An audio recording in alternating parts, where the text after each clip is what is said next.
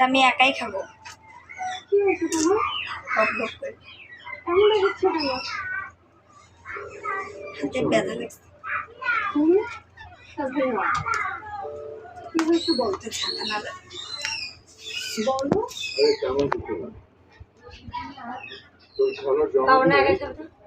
তারা তোর খালাটাকে দেখে বাবার মায়ের কথা মনে পড়ছে। ছিলতেই তো পারি মানে